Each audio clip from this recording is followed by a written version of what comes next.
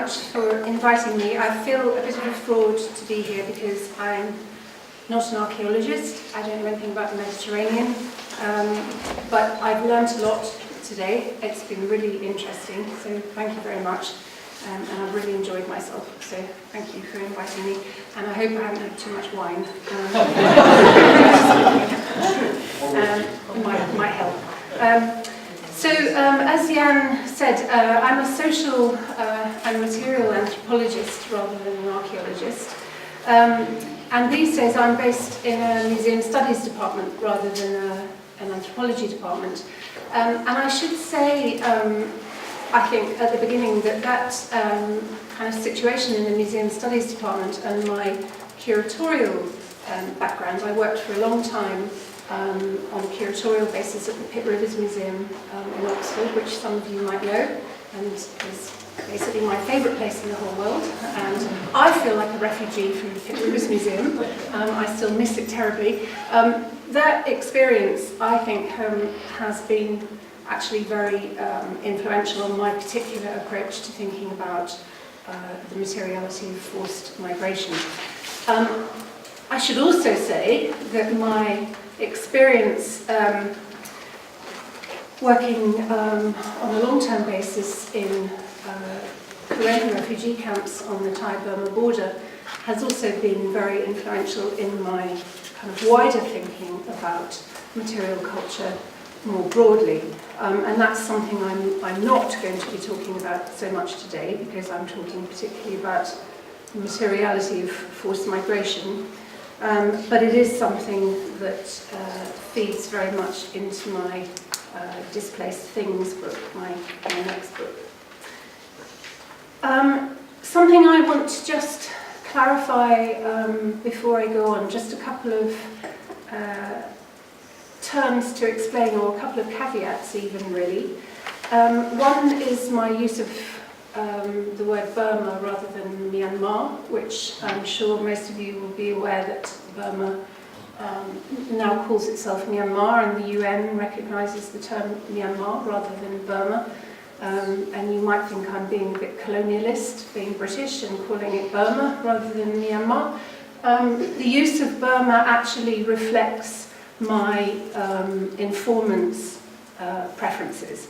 So at the time that I did my main field research, that was prior to the fall of the military regime in Yangon, and all the opposition groups at that time, including the ethnic minority groups with whom I was working, the refugee groups that I was working with, which I'll tell you more about in a minute, as essentially a kind of symbol, really, of their opposition to the military regime in Yangon, continued to refer to Burma rather than Myanmar, and largely still do. Aung San Suu Kyi herself also at that time continued to talk about Burma rather than Myanmar. So that's one caveat. And the other thing I'd like to say, which kind of harks back to the terminological discussion that we had as part of the end of day discussion chaired by Eric before our reception just now. I use in this paper and in some of my wider work, I tend to use refugees and exile somewhat interchangeably. That usage is a reflection, again, of my research subjects and their own self-perceptions of their status and their position. It's not, as many of you might be aware, it's not necessarily a universal or universally shared usage, and it's not necessarily uncontroversial. So Lisa Malky, for example, who's a very well-known author in the refugee studies literature, follows Said when she writes that, and I quote, "Into the contrast between refugees and those in exile is built a whole history of differences, not only of race, class, world religion and historical era, but of different peoples, very different entanglements with the state and international bureaucracies that characterize the national order of things. But my emphasis, and you'll see this hopefully during the rest of my talk, is particularly on emic perceptions of experience. And at least for the forced migrants with whom I worked, being a refugee and being in exile are not distinct categories. They're not kind of hard and fast things that we can easily separate. They don't apply to different kinds of people.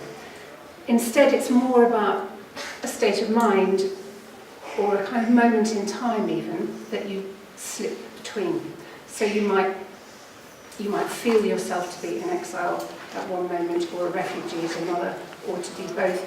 And another term that actually the people I worked with often used to refer to is revolutionaries, because they had a particular political agenda as well. So sometimes when they were on the up, in terms of how they felt, they would say, we're not refugees, we're revolutionaries. And then things would not be so good, and they would very much feel themselves to be refugees.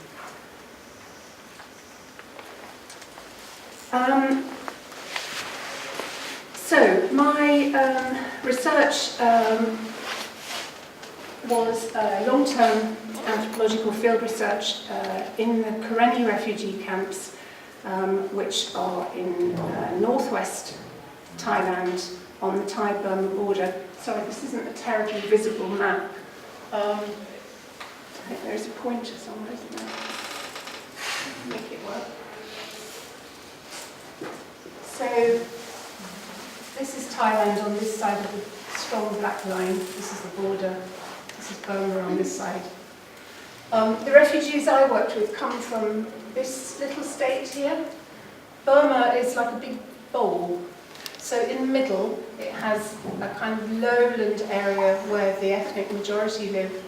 And then around the edge, it has 7 states, which are essentially ethnic minority states. And of those 7 states, Kerry state, which is what the refugees I worked with call it, the government, when Burma was renamed Myanmar, this state was renamed Kaya state.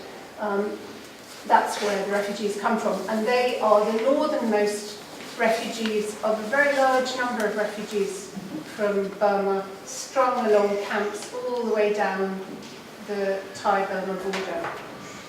This is a map of the camps in the late 1990s, at the time when I did most of my field research. So this started with my doctoral field research.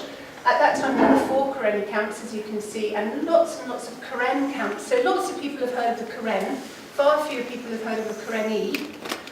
They're ethnically related, but they're not the same. The Karen come from the much bigger Karen state, which is further south.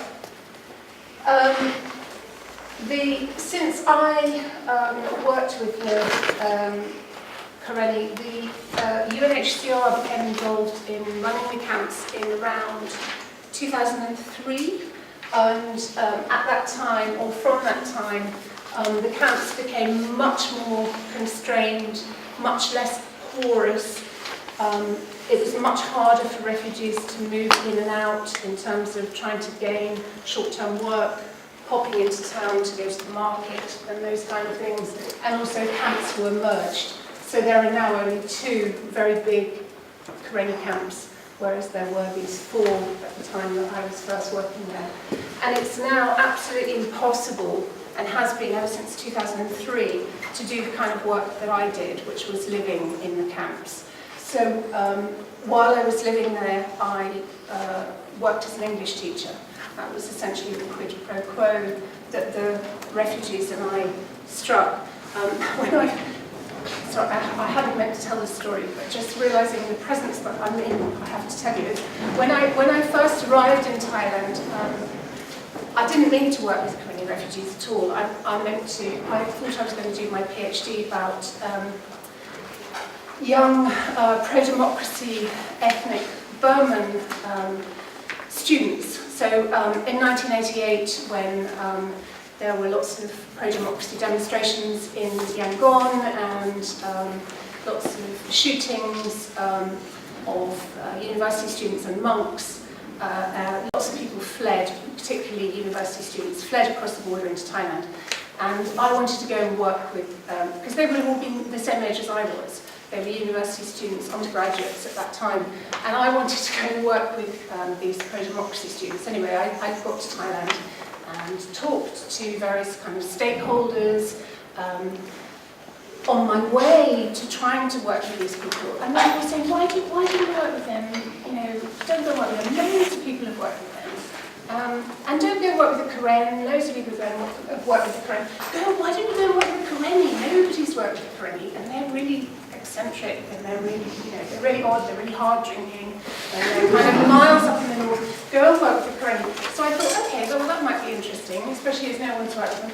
So I went up to the Kerry, and they have a nationalist government in exile run by the Kerry National Progressive Party. What they call it a government in exile.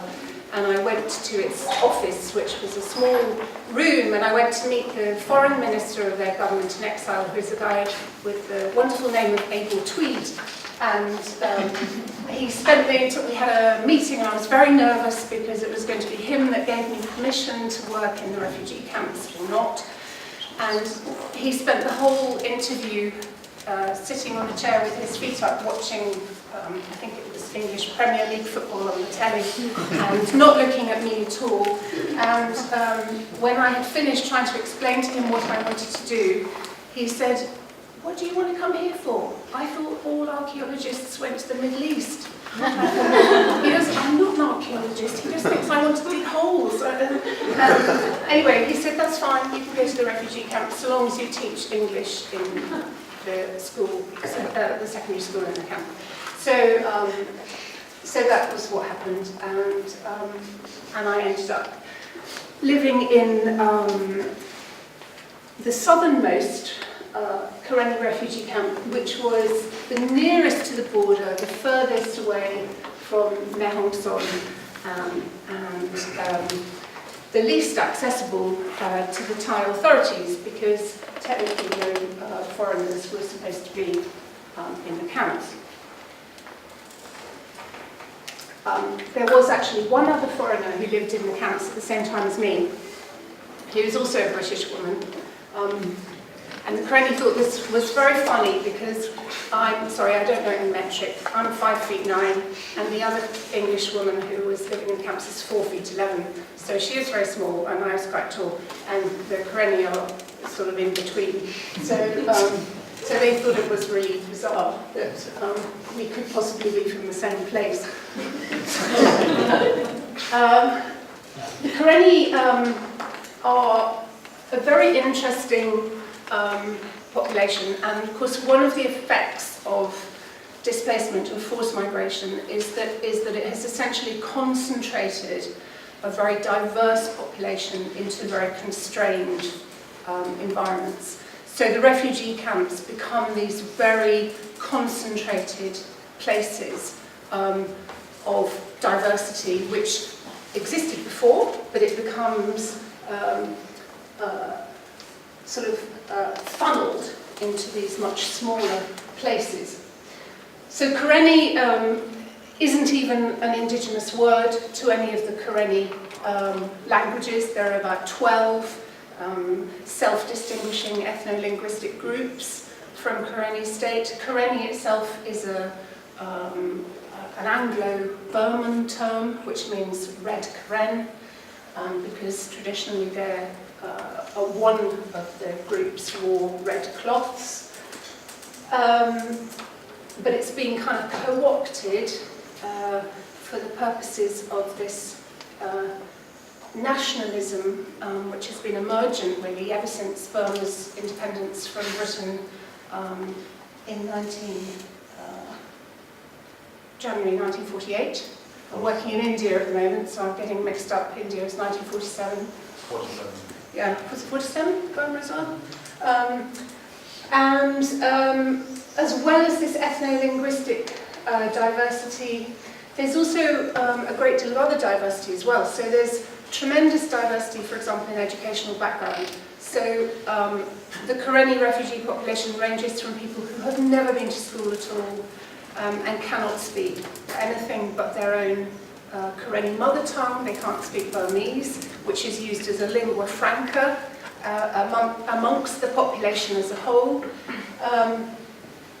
Ranges from that up right through to people who have a master's degree, usually in a scientific subject, from a university in Yangon, and who are absolutely fluent in English as well as Burmese and their own mother tongue. So there's a real diversity there. There's a tremendous diversity in religion. There's a very significant proportion of people who are Christian, and of those, the majority are Roman Catholic, but there's also a very large number of Baptists as well. But there are also many people who are Buddhist, and many people, particularly when I was there, newly arriving refugees who come from a very remote part of Karenni state and are neither Buddhist nor Christian and practice what we might call animist practices. And in terms of their awareness or interest in this nationalist agenda, so their political awareness and interests, there's also diversity there as well. Okay, so before I start really getting into materiality of displacement, I want to just tell you about something that happened one day when I was doing my doctoral fieldwork. And I should say, by the way, so a lot of what I'm talking about and a lot of my work since obviously draws on ethnographic work that was done 20 years ago now.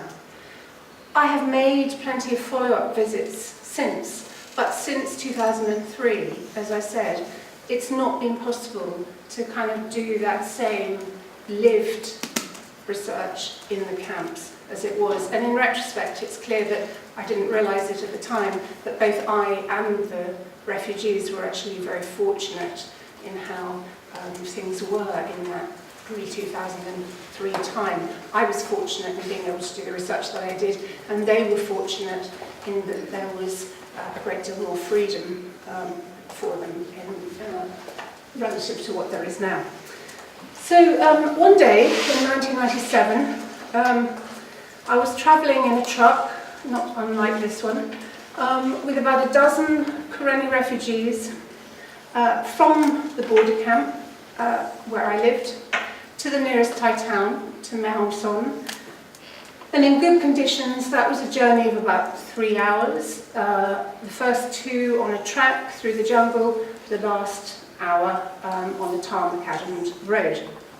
After about 15 to 20 minutes of that last hour on the tar macadam road, we were halted at a hastily thrown together roadblock outside an isolated hillside police station. The truck was directed to drive into the police station, and all of us were questioned by the Karenni truck driver who could speak Thai. I should say, when I was doing my fieldwork, most of my fieldwork was done using Burmese. My Thai is not so good. I had my passport and a valid visa with me, and after about 3 hours I was allowed to leave, and so was the Karenni driver, because he had a Thai hill tribe card, which meant that he was permitted legally to be outside the camp. But the other Karenni refugees were not so fortunate, and they were taken to Son prison. They were held there for about 6 days, with no charges formally brought against them, until the Karenni National Progressive Party, the self-styled government in exile I've already mentioned, paid a hefty per-person fine, which was equivalent to, in today's money, to about 150 euros per person. So it was a lot of money to get them released. I was really shocked to find out that this was a not infrequent occurrence. The theoretical reason for the arrests was that the refugees, once they're outside the camp, were illegal aliens inside Thailand. But there was a de facto system by which they were permitted to travel to Mehongson just for the day, to go to market or to go to hospital, so long as soon as they arrived in town, they went to the immigration office to buy a day permit, and such things existed, and you could buy them for a small fee. So the police who arrested them on the way to town, they knew perfectly well about this system, but essentially they were taking the opportunity to make some money. But what made Karenni refugees stand out? Because sometimes this didn't just happen on the way into town, sometimes it even happened when Karenni refugees were already in town, when they were on foot and possibly even already in possession of a day permit. Why do they look different? Why are they obvious to Thai police? It's not just about possible recognition of their vehicles, because it can happen to them on foot as well. It isn't about particular physiognomy or skin colour or the appearance of relative poverty, because in the Mehongson area and in Mehongson market, there are many different hill groups who live at subsistence level, and including Thai Karenni communities who facially look very similar to the Karenni refugees. The single biggest factor that makes the Karenni refugees look different, and in fact other refugee groups from Burma who also experience this problem further south down the border, and specifically women, is the wearing of skirt cloths. It's women's dress, which actually this photo doesn't show you very well. This is in Thai terms, is a Burmese style of dress, and it marks refugees out very clearly as being non-Thai. So Thais do wear skirt cloths, but they only wear them at home. It's a bit like a European going outside in their dressing gown. Or conversely, Thais do occasionally wear very special skirt cloths on a very formal occasion. But they wouldn't just wear a skirt cloth to go to market, in the way that Burmese people just wear them all the time. So skirt cloths had a very real significance in this particular painful experience of arrest, and in other ones that also happened. So what might we learn about this experience, about what it feels like to be a refugee? What can skirt cloths tell us about the importance of material forms in displacement contexts? I'm going to concentrate on skirt cloths as an example in the rest of this talk, so that I hope they can open up some wider questions for us about the materiality of forced migration and exile. On the first level, perhaps the most obvious level that we might focus on, we might think about visual communication. So that's about what dress says. In the Karenni case, that means specifically what it says about apparent identities. So I've already said that women's skirt cloths mark Karenni refugees, and particularly women refugees, as different in a Thai context. And the refugees themselves quickly come to understand that. So women who've directly experienced arrest, or who've heard detailed accounts of it from friends and relatives, learn that when they're going to Thailand, as they call it, they should temporarily change their usual form of dress from a skirt cloth to a below-the-knee skirt or a pair of wide-leg trousers, and both of those things are things that they wouldn't wear on an everyday basis in the refugee camp. Even without the vulnerability conferred by wearing a skirt cloth outside the camps, however, for the Karenni there is actually a further discomfort and an irony in being lumped together with other Burmese people because of women's wearing of skirt cloths. So in exile, the women's wearing of skirt cloths certainly distinguishes them from being Thai. It means you're not Thai, but it also blurs the boundaries between Karenni and other Burmese groups, including groups that in the 1990s, which was days before ceasefires were negotiated with the Burmese army and so on, and there was still this very strong nationalist agenda, groups who they didn't particularly want to be associated with. And people felt very strongly and very negatively that they didn't want to be considered to be Burmese, which is what that dress labelled them as by non-Karenni. So non-Karenni people saw them wearing those things and thought they're Burmese people, and that was upsetting for Karenni people.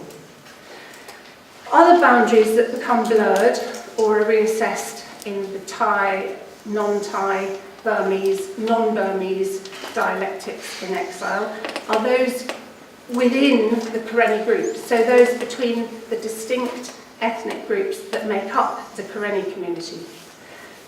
Most of the time, the majority of refugee women wear commercially produced, lightweight cotton skirt cloths that are usually, sometimes they're plain, like this woman's cloth, sometimes they're printed with designs that mimic Indonesian, Malaysian batik designs.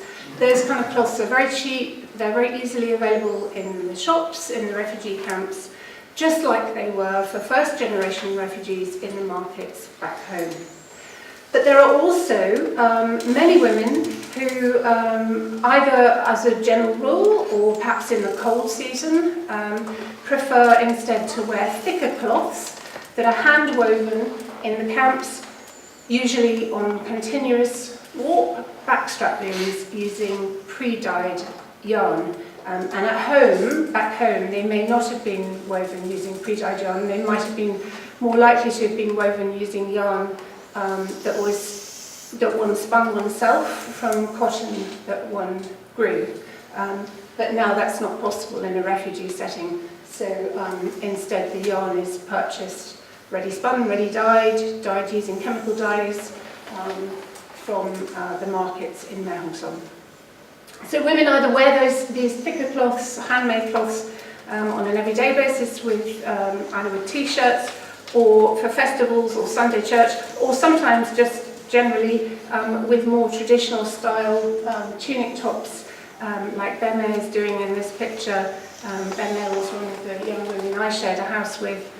There are two particular kinds of cloth that are particularly interesting to mention. So one is, they're very similar actually, because they're both predominantly black and they both have a warp stripe patterning, and in the case of this type, you can't see it very clearly in this slide, I'm sorry, but there is actually, as well as warp striping, there is actually some warp ikat in here as well, but you can't really see it here. So there's this paku cloth and a Padaung cloth, and both of these are particularly interesting because with these kinds of cloths, which supposedly are representing particular subgroups of Karenni, something very interesting happens to them, or with them, in this exiled context.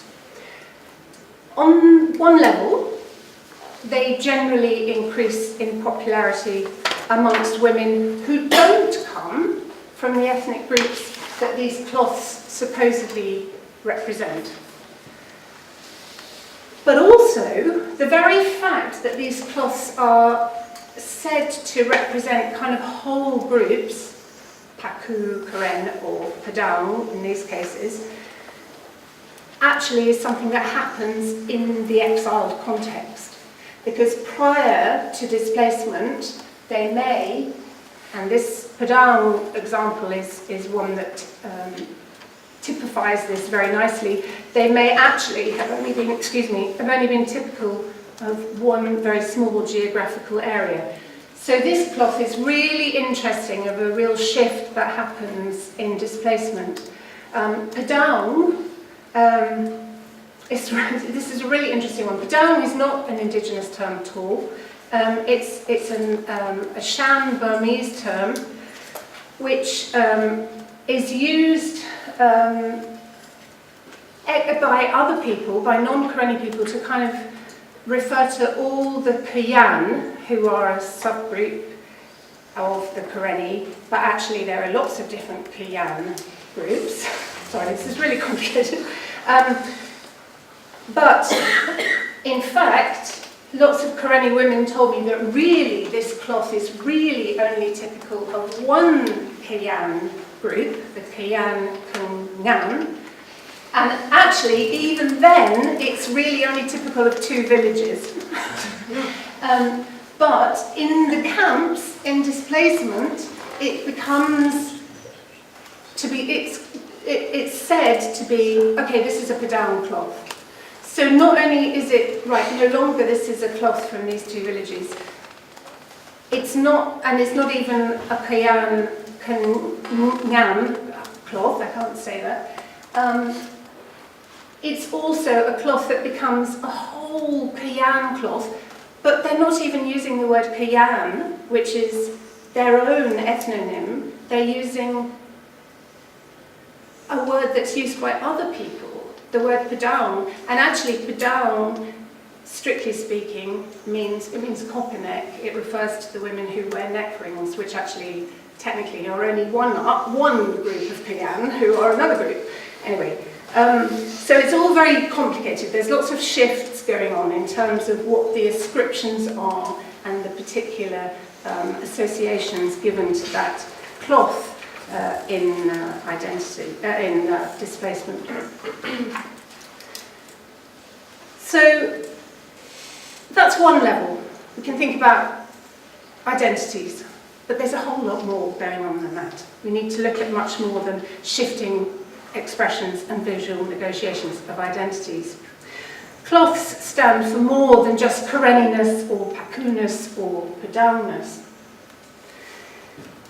In the longevity of their design, or sometimes in their material actuality, in the case of cloths that were actually physically brought into exile by first-generation refugees, they also come to stand for the pre-exile past. They're simultaneously continuations from and reminders of that past. By the way, I'm just going to interrupt myself for a minute because I was thinking about this and thinking about what my kind of agenda was for this talk in relation to another part of the discussion that we had at the end of the papers before the reception, and thinking about something Yanis was saying. So Yanis, you were talking, it was really interesting, you were talking about the refugees that you had been focusing on, wanting to focus not so much on kind of past associations, but to focus much more on future hopes and dreams, and perhaps that's not necessarily what other people wanted to do, particularly when thinking about remnants and objects left behind and so on.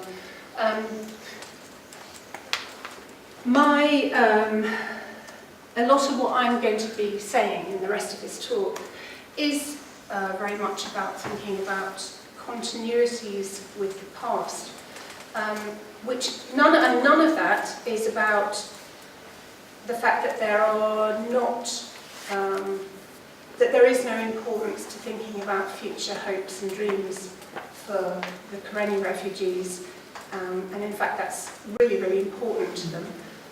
And I've written about that elsewhere. But what's also important to them at the same time, and is kind of part of what goes on for them, is about, and I'll hopefully explain it a little bit more, in a little bit more detail, but it's about maintaining that sense of continuity with who one has been as one goes forward, if that makes sense. So skirt cloths for individual women have a memento-like function, creating links with past times, places and experiences, whether or not individuals actually remember those past times or experiences personally. And somebody else who some of you might know about, who's written about mementos in forced migration, is David Parkin. There's a now quite It's been around a while, his paper that he wrote some time ago. At the same time, the extension of continuous trajectories from the pre-exile past to the displaced present is enabled for men and for other women who are not wearing these cloths just by the fact that they see these cloths being worn. So for both wearers and non-wearers, the relationship to the pre-exile past is complex, but essentially, I'm suggesting, that's a metonymical relationship. The cloths, or cloths like them, were actually part of the past. And refugees are working hard to perpetuate those connections, not just by wearing customary cloths, and also by practicing customary rituals and so on, but in continuing to produce them in the camps, in talking about them, in encouraging their use of amongst younger people and so on.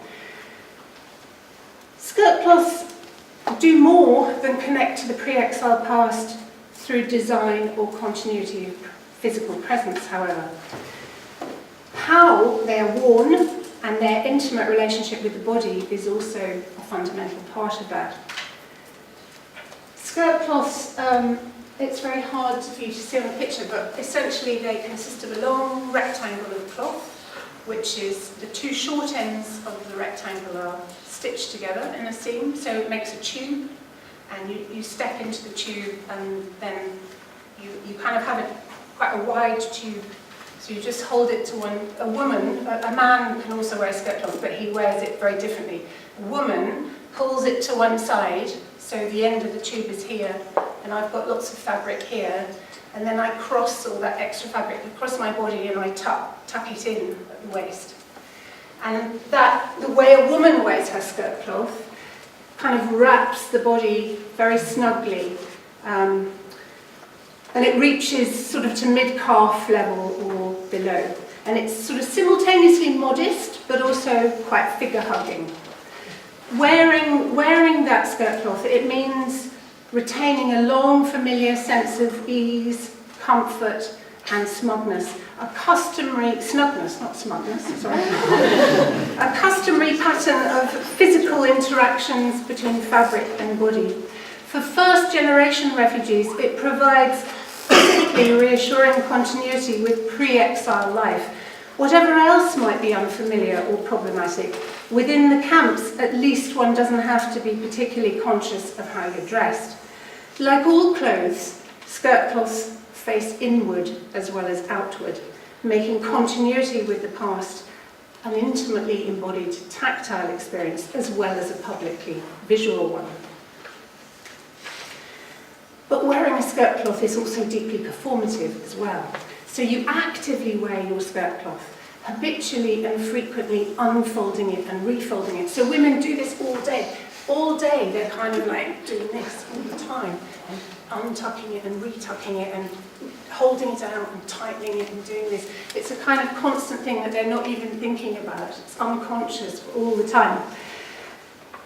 Fabric kind of impacts on the body as well in terms of what it makes the body do and what it makes the body look like as well. So it clings to the buttocks in a way that is considered to be quite attractive, and it also affects, or ideally, anyway, unless you're considered to be very inelegant, it ideally affects how you walk. So the graceful way for a Karenni woman to walk is with quite a short stride.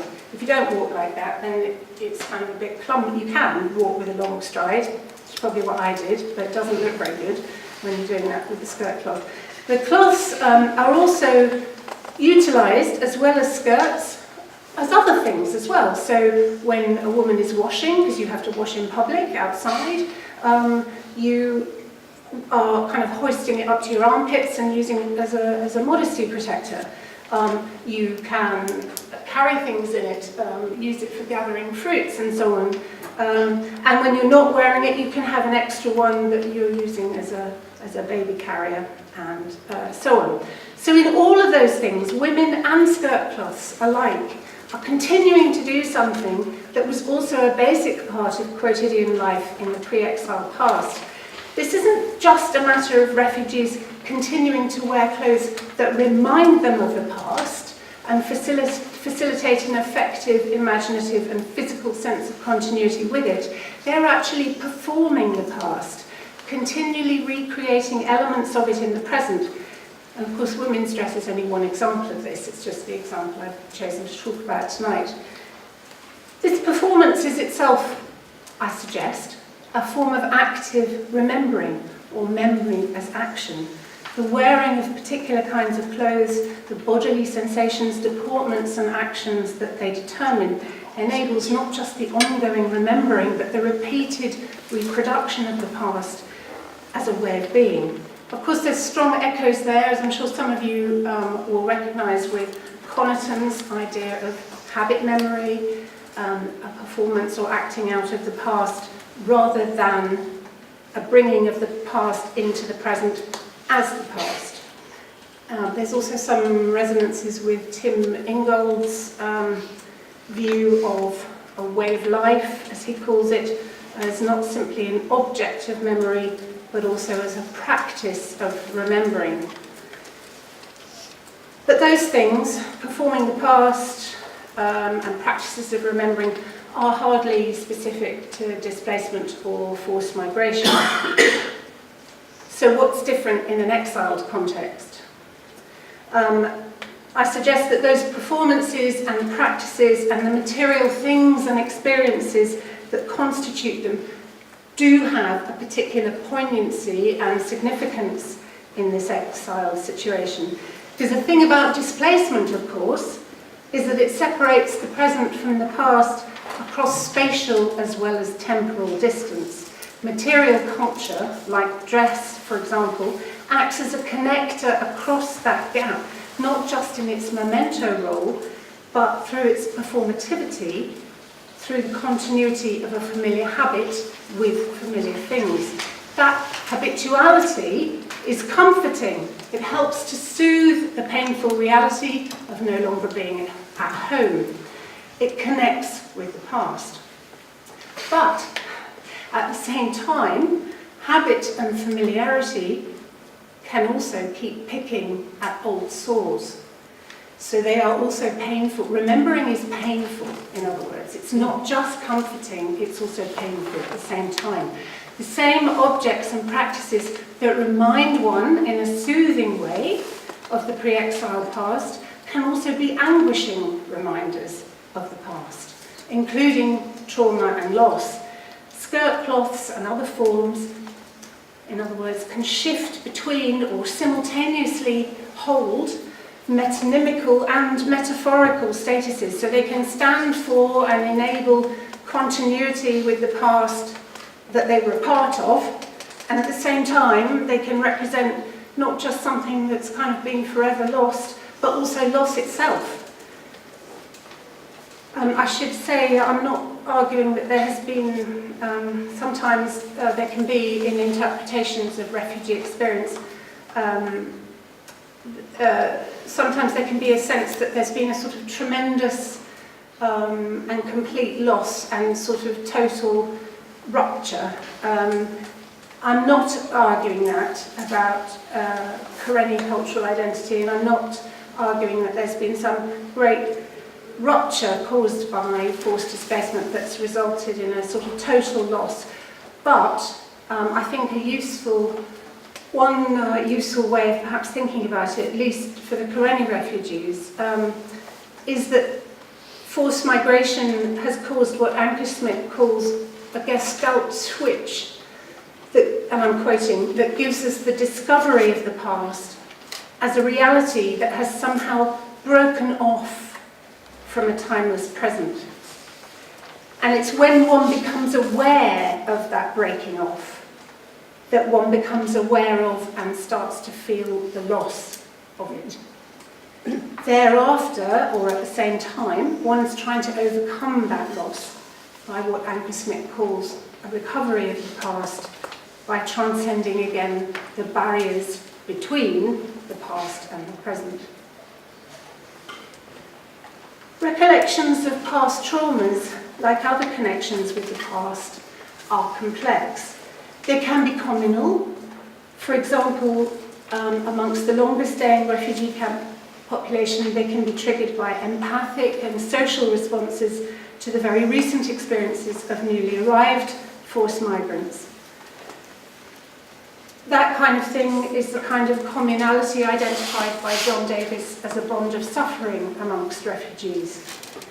But recollections can also be personal and temporal, tying individual first generation refugees to their own past selves, as well as to specific instances of loss.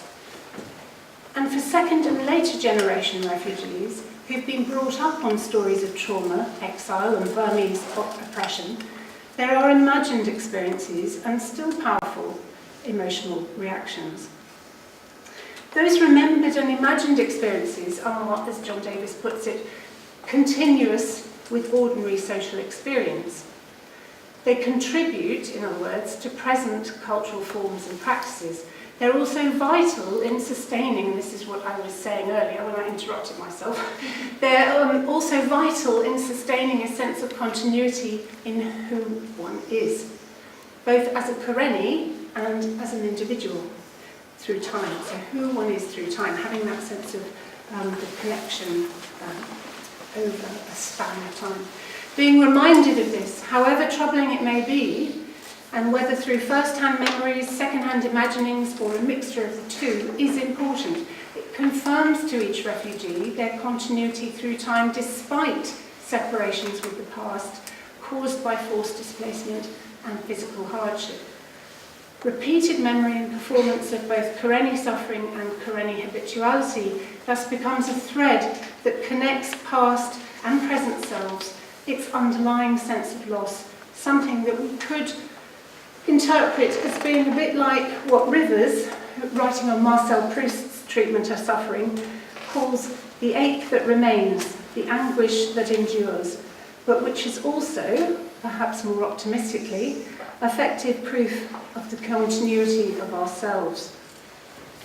I may no longer be able to farm as I once did, or to grow and spin my own cotton, but if there are still some links with my pre-displacement past, for example, how I dress, how it feels, and what it causes me to do, I have some sense of a durable personal and cultural identity through space and time. Okay, so you'll be glad to know I'm nearing the end. However, having said everything that I have said, I think there is yet more to exiled or exilic things. Most of what I've touched on so far could be said as part of an attempt to answer the typical outsider's question, what does material culture in displacement mean? Or even, what does it do? And indeed, I've given you a glimpse, really, of what I tried to say in my Materialising Exile book that Jan referred to this morning, which was published 7 years ago now. But is this question, what does it mean, what does it do, is that the right question? I'm not so sure anymore. If we concentrate on this approach, we interpret Karenni women's skirt cloths or any other cultural form, material or otherwise, as essentially being about something else, something other than itself, I mean. The purposive continuity of familiar action and interpreting it as a performance of the past, the continuation of customary material forms in a new place, and the intimate sensory relationships between them and refugee bodies, all of that stuff I've been talking about, all of that's important, all of it helps to maintain a sense of continuity, and equally important, but I've not really touched on it today, it ameliorates senses of liminality, it helps to make a new abode seem more like home. But if that's our only direction of focus, I think we risk making the objects, the stuff, socially inactive, and I think that that's a mistake. Karenni refugees' pasts, attempts to connect with those pasts, and experiences of the present are not just represented and communicated by women's skirt cloths, amongst other things. They are in the skirt cloths. We need to see exilic objects as not only metonymical, metaphorical, and in other ways utilised in what it means to be a forced migrant, but also as ends in themselves, as things that in their own right are integral parts of the physical and emotional realities of human displacement. In the pre-exile past, Karenni women's dress was mostly just the way that women dressed. Occasionally, it was also a way of distinguishing between ethnic subgroups or between Karenni and non-Karenni. In displacement, that role continues, but it becomes much more intensified and complex as a result of the changed relations between people and land, and Karenni and non-Karenni, and because of the loss and trauma caused by forced migration. So now women's dress becomes even more important in forming and sustaining Karenniness. But it does this not only or even primarily because of its style and what it visually stands for, but because of its essentially material form and use. Its material, corporeal and kinetic modalities are fundamental to its effects. Saramatakis described the historical as a sensory dimension. It is also an affective and a material one. And when Karenni refugees experience that sense of simultaneous continuity and loss that is so often triggered by a material and a sensory experience, there are two key things to emphasize, I think. First, the moments in which those experiences are acutely and consciously felt and directly associated with a particular material form are powerful but fleeting, so they don't necessarily feel those things all the time. They are instances in which the object unsettles and disturbs, in which, if we borrow momentarily from the now very well-rehearsed terminology of Bill Brown, the usually unnoticed, everyday objectness of the skirt cloth, or whatever it might be, collides with the surprising and unruly thingness of the skirt cloth. So it's not like that all the time. It just happens every now and then. But, and here is the second thing I want to emphasize, while there are many material forms that may result in these kind of experiences for refugees, the particular experience in any particular moment would not be what it was if the particular object, the particular experience would not be what it was if the particular object was not what it was. It's because a skirt cloth is a skirt cloth and not, for example, a goblet drum used in an annual festival, that it is seen, used and haptically experienced in the ways that it is. And in turn, this, together with the stylistic form that it might take, produces the effects that it does. In other words, involuntary displacement needs to be understood not simply through material things and their significance in exile, but also as inseparable, fluid qualities of them. Thank you.